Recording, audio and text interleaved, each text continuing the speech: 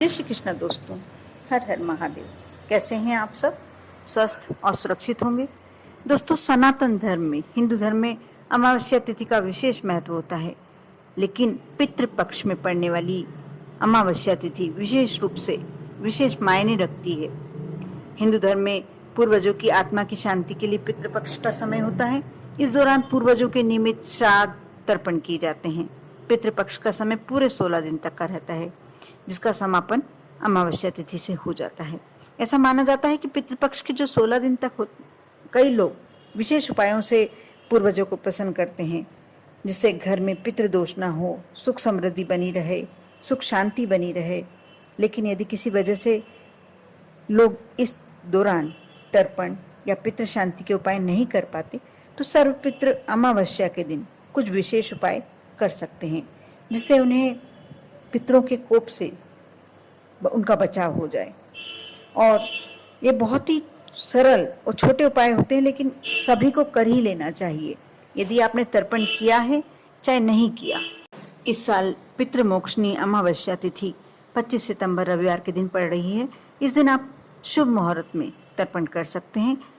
कुटुंब मुहूर्त होगा सुबह 11:24 बजे से दोपहर 12:12 तक, और अवधि 48 मिनट की है। रोहिणी मुहूर्त है दोपहर 12:12 बजे से दोपहर 1 बजे तक। अवधि केवल 48 मिनट की है, और दोपहर 1 बजे से 3:25 तक अपहरण काल होता है। जो अवधि रहेगी आपके पास 2 घंटे 25 मिनट। अमावस्या तिथि आरंभ हो रही है 3:12 सुबह से 25 सितंबर को, और समापन होगा 26 सितंबर 3:23।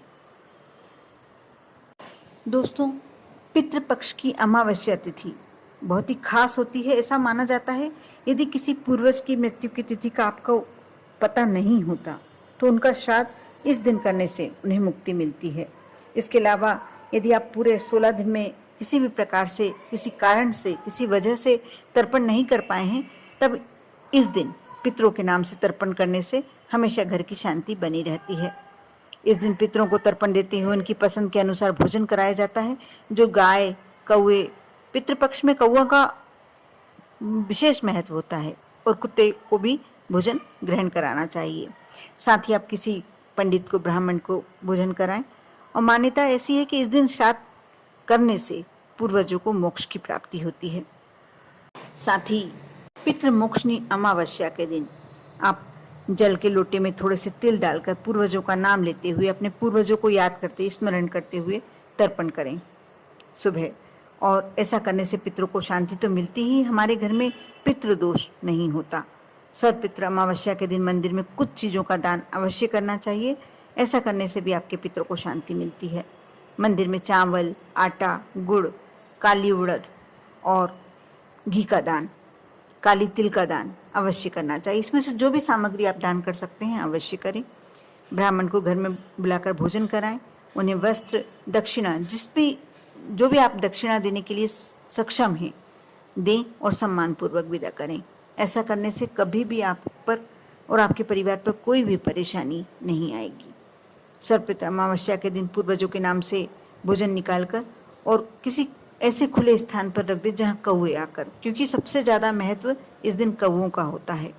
अमावस्या तिथि के दिन गाय को घी और गुड़ के साथ रोटी खिलाएं। आप पूड़ी बनाते हैं, जो भी बनाते हैं, लेकिन उसमें थोड़ा सा घी और गुड़ अवश्य रखें।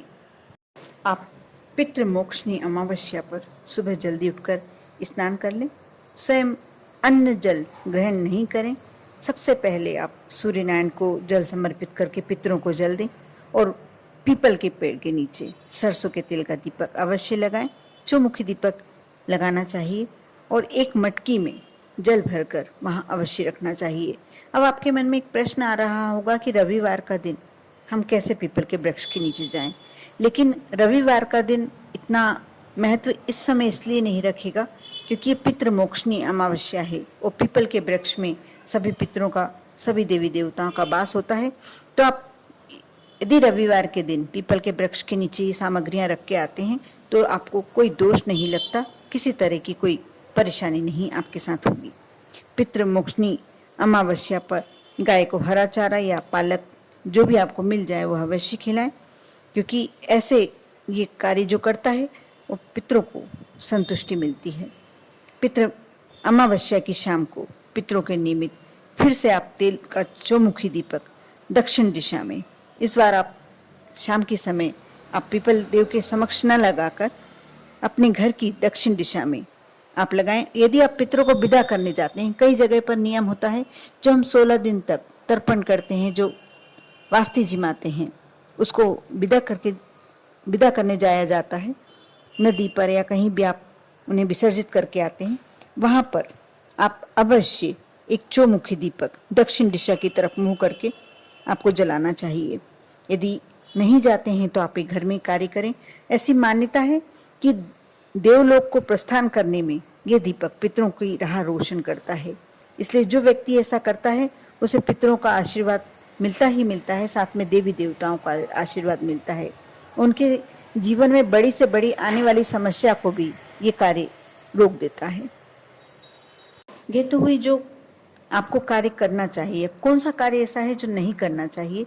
पितृ अमावस्या के दिन द्वार पर आए किसी भिक्षुक को खाली हाथ ना जाने दें, क्योंकि कौन से रूप में आपके पितर आपके घर में आ जाए, इसलिए इस बात का अवश्य ध्यान रखें।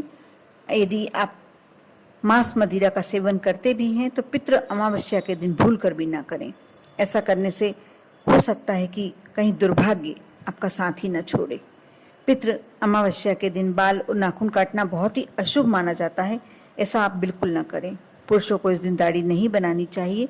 इस दिन किसी भी बुजुर्ग, महिला या बच्चों को अपशब्द नहीं बोला जाना चाहिए, क्योंकि सब में जब आप अपने पितर देवता, अपने देवी देवता का रूप देखते हैं तभी आपको उनका आशीर्वाद प्राप्त होता है।